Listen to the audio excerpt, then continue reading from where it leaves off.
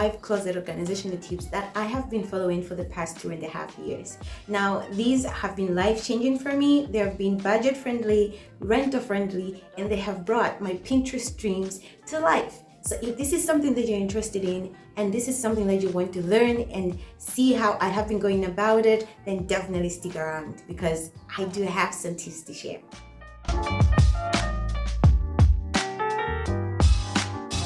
The first tip that you're going to do is that you need to identify who you are. So what I want you to do is I want you to sit down, take a pad and a pen, and start describing yourself. You're going to describe yourself in this particular order.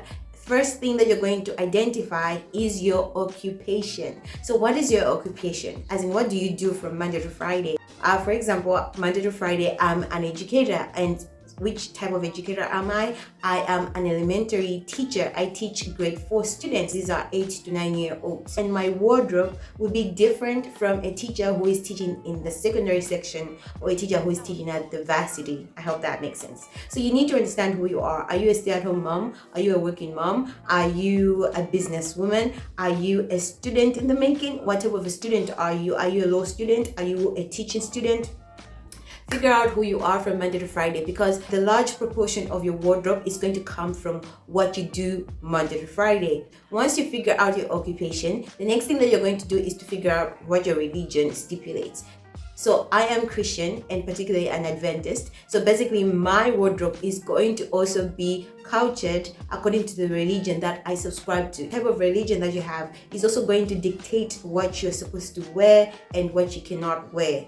Hope that is making sense. The third thing that you need to describe is the climate in which you live in, because someone who is living in the cold parts of the world will not dress as someone who is living in the warmer parts of the world. So look at the weather conditions in your area. Where do you stay and what is the weather condition like? So for example, in my case, I prefer going for things that are lightweight and things that I can wear throughout the year. I don't want to have too many things that are winter-like because we don't have extensive winter seasons in Malawi, for example. Okay. The other thing that is also going to dictate the type of wardrobe that you're going to have is your budget. How much is your budget? How much are you willing to spend on clothes, on shoes? Most of my clothes are thrifted, except for the majority of my shoes as well as my bags. Most of my bags and my shoes will come from the store. So you want to think about where you're going to be splurging, where you're going to be saving, and identify places where you're going to be buying your clothes. And the last thing that you're going to look at when you're organizing your closet is the lifestyle that you do have over the weekend. So what are you over the weekend? Are you a party person? Do you like going to weddings and social events, to soirees and things like that? Are you a dinner party person? Are you someone who is a homebody like me? So identify who you are. Once you identify who you are, now you're ready to go on to step number 2 or to tip number 2. Tip number 2 is that you need to find inspiration, and when you're finding inspiration, you need to be intentional about it. So you're going to be finding inspiration from Pinterest as well as Instagram. So when you're finding inspiration, you want to consider 2 things. You want to consider you're finding inspiration from people that have the same body type as yours, as well as the same skin tone. I'm not talking about weight.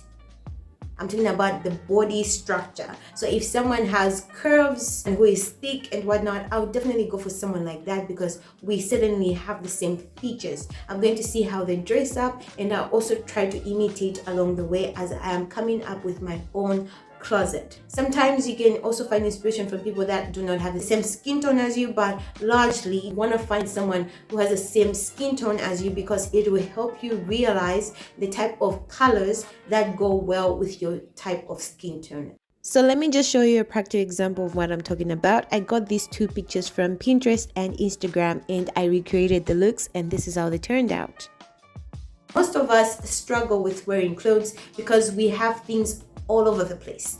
You just buy things anyhow. You don't know who you are. And once I started following these particular tips, everything changed for me. Now, when I wake up in the morning, I know exactly what I'm going to wear, and I love my clothes, and I don't hate my closet. I don't go into my closet and be like, I don't have anything to wear.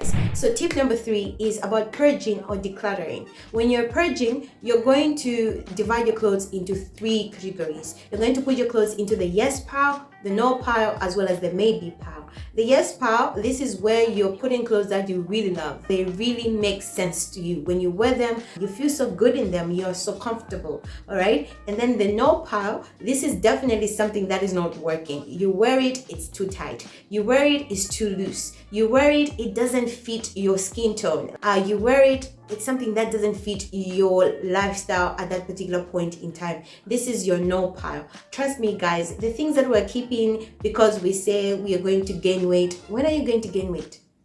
The things that you're keeping because you think you're going to wear them when you lose weight, when are you going to lose weight? Because by you just keeping those things, you're creating clutter in your home. You're just keeping things that could possibly be a blessing to somebody else. So donate them, okay? And then we have the maybe pile. The maybe pile is definitely going to be something that perhaps got torn somewhere. This is something that you really love to wear. This is something that you enjoy on a regular basis, but it got torn somewhere, or the button is off or something like that.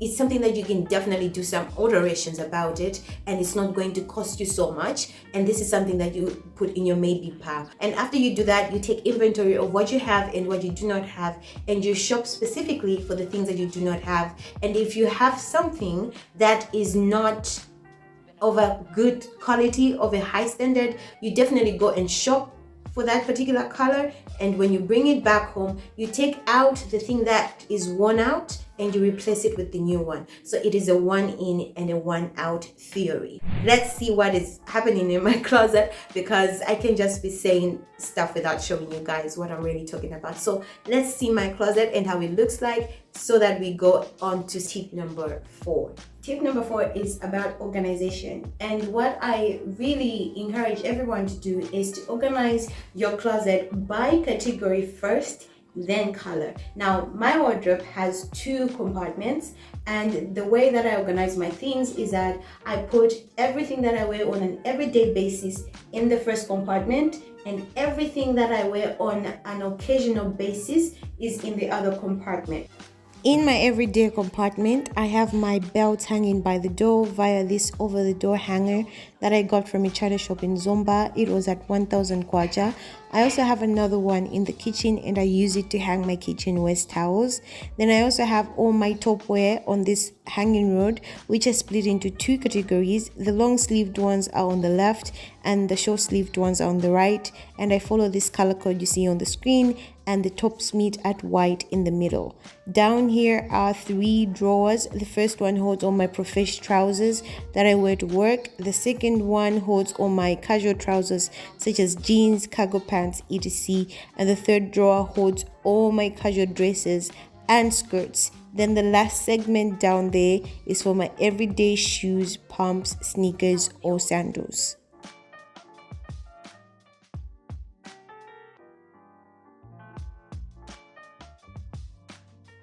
Now let's talk about this closet. This closet is my occasional closet. I mean that these are clothes that I don't wear on an everyday basis. I wear them to church or to a wedding, or when it's when the season changes, like we have the cold winter months and whatnot. This is where I put on my clothes.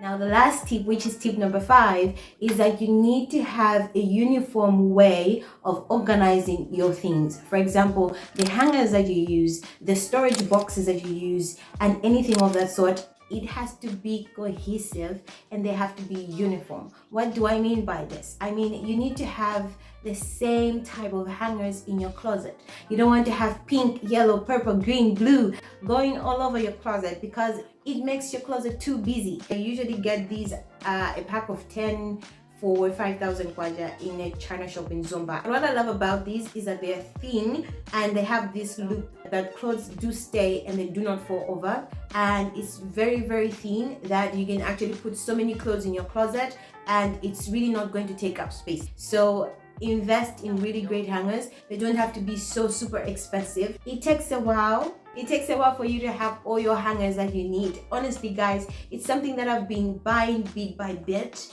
and I've been taking out the other hangers that I did not need little by little. So I'm not saying that go out and get 100 hangers. No, I'm saying that when you find the little money that you get, buy a set, put it in your closet, replace the ones that are so horrible or the ones that are actually not in your aesthetics, and you see that your closet is going to become better bit by bit. Something that you gradually get into. It's not something that happens overnight, okay? Now, coming this far, let me announce the winners of the giveaway from the previous video that I posted. Congratulations to the following 4. You got yourself a 50% discount off MSM powder at WT Organics. Please text me on my WhatsApp number that is on the screen so that I link you up. I hope you guys enjoyed the video, as I did enjoy making it. I hope you've learned 1 or 2 things. This is how I keep my closet organized, and this is how I keep my clothes in the right places. How are you organizing your clothes at home? And let me know in the comment section below. Until I see you guys in the next video, peace.